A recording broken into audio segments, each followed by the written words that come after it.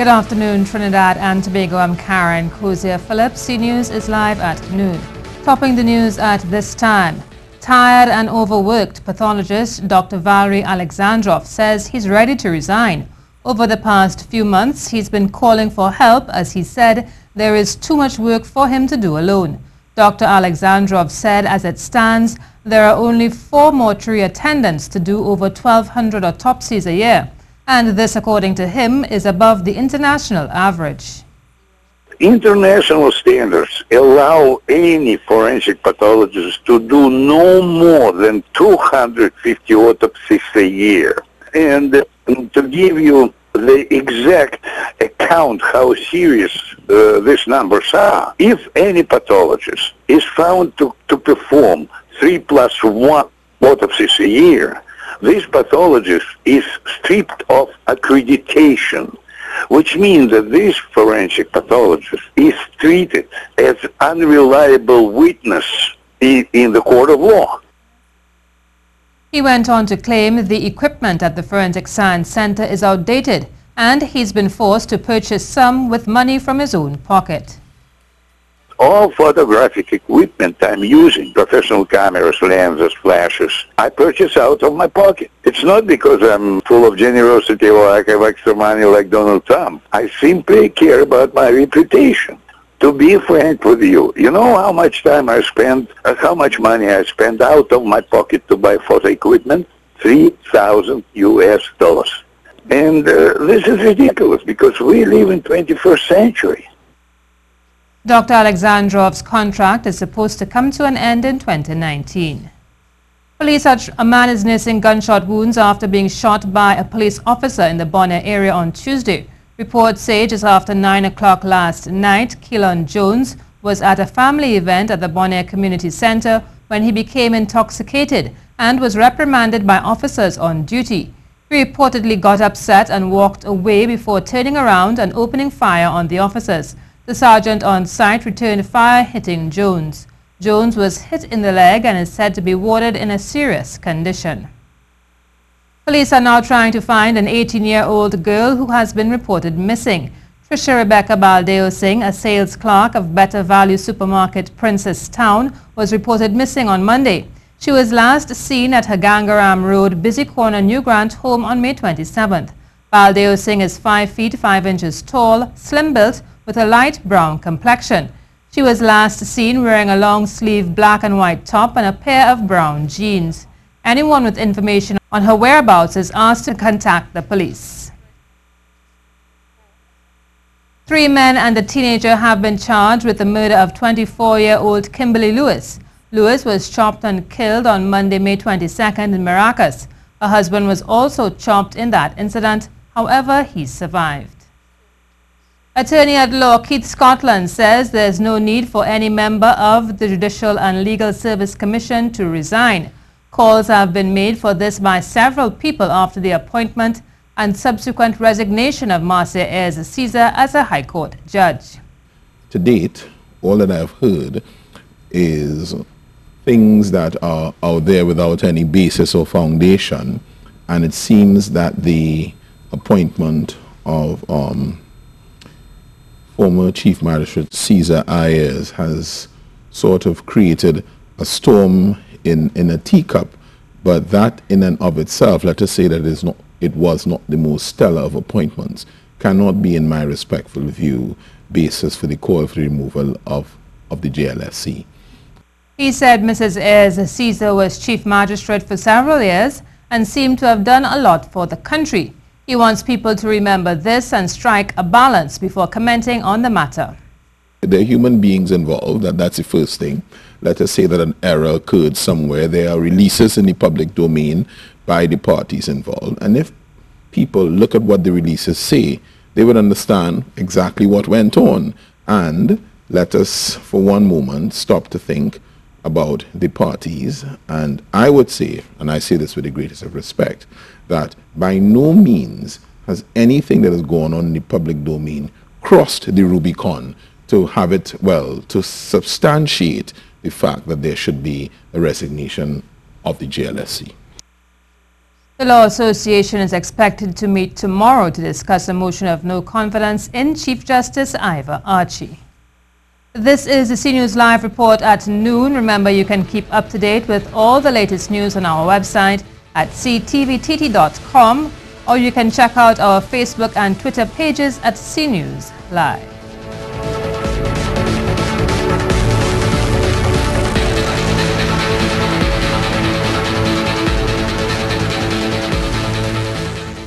Prime Minister Dr. Keith Rowley and his delegation, which went to Chile for energy talks, will return home today.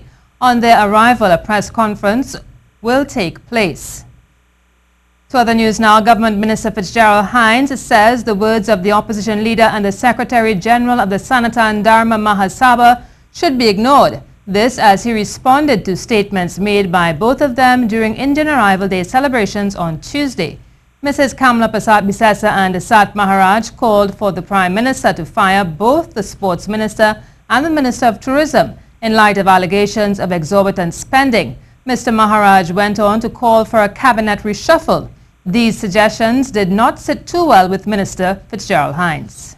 And Madam Kamla Prasad Bisesa, and I call them in that order because one is the other's guru, giving advice to the Prime Minister, who at this time is out of the country. I can't tell the Prime Minister what advice to take and who to take it from, but one thing, if I had an opportunity, I'll tell him, take no advice from that unpatriotic tag team. He went on to say the opposition leader is in no position to give advice. She was fired by the national community for her failure to deal with the ugliest, longest rap sheet of any government since our independence. Her call and Sat Maharaj's call is as hollow as it is politically devious. And that is the, if I had an opportunity, and I'm not the Prime Minister, it is a matter for him, but that is how I would have treated advice coming from Sat Maharaj and Kamla Prasad Bisesa. Now for the weather news. Sunny, hazy and at times breezy conditions will be interrupted by a few cloudy periods with afternoon showers in a few areas. Tonight will be mostly hazy despite the chance of an odd shower. Seas are normal, waves up to 2 meters in open waters and below 1 meter in sheltered areas.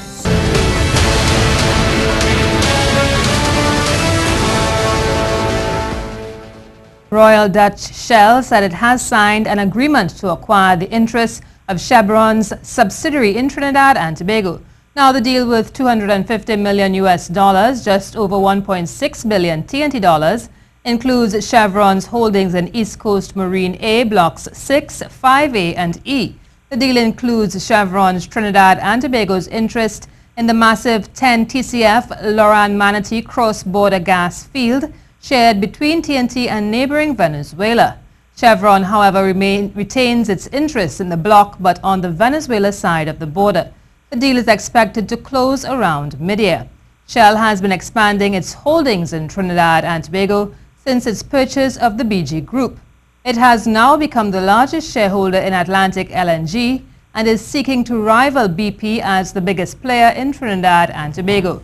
Shell also has interest in the deep water blocks being explored by BHP Billiton and has shares in the Clerk gas discovery in the deep water. A suggestion to open health centers across the country on a 24/7 basis as one way to deal with the unemployment of doctors. The suggestion was made by former head of the Southwest Regional Health Authority, Dr. Lakram Bodo, on Good Morning Trinidad and Tobago earlier today. The doctors are willing to work in the health centers. Why don't we consider opening the health centers 24/7, including a Sunday, and extending the hours? And that would, in that way, you can place some of these doctors in the health centers as a start. Recently, it was revealed 150 medical doctors met with President Anthony Carmona to highlight their cause. They said after graduating, they were forced to do menial jobs to survive. Before the end of the year, another 150 medical students will be graduating from the UWI medical program. Dr. Bodo said to ensure these people get jobs in the medical field, government can also look at exporting medical experience. Cuba does this, for example. They train more doctors than they require in their health sector, but they send these doctors abroad. And it may be a way of earning foreign exchange as well for their country.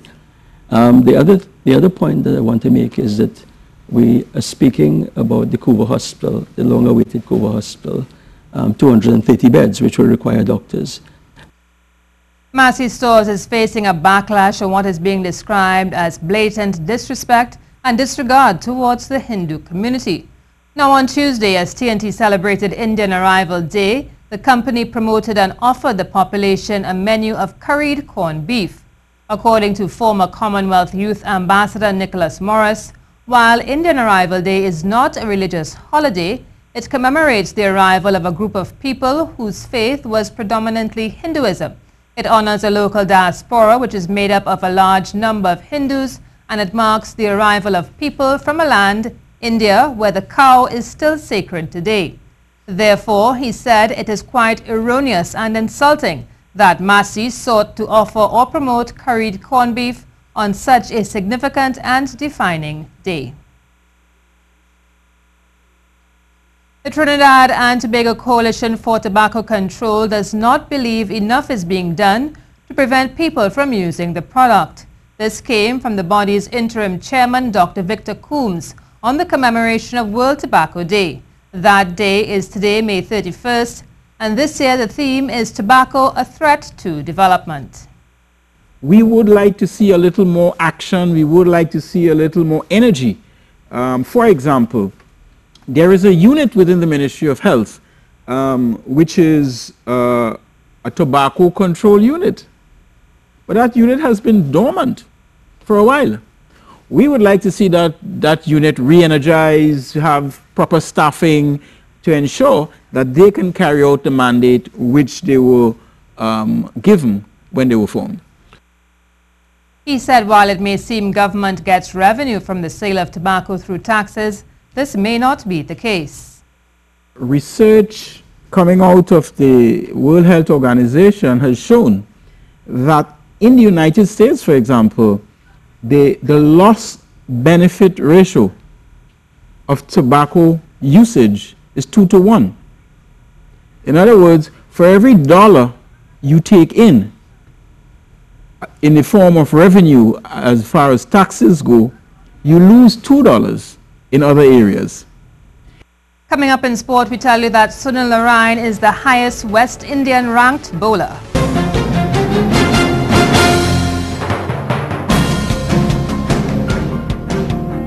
Sunil Narine is the highest ranked West Indian among the International Cricket Council's latest ODI bowlers listing. Topping the list are two South Africans, with pacer Kaisura Bahadur ranked number 1, followed by teammate Imran Tahir. Australian pacer Mitchell Starc is third on the list, followed by Narine in 4th, and another Australian, Josh Hazelwood, ranked 5th. After spending a day in Trinidad, the Queen's Baton Relay delegation made its way to Tobago for its leg of the Commonwealth Tour. The delegation was greeted at the A&R Robinson International Airport by Secretary for Sport in the Tobago House of Assembly, Jomo Pitt.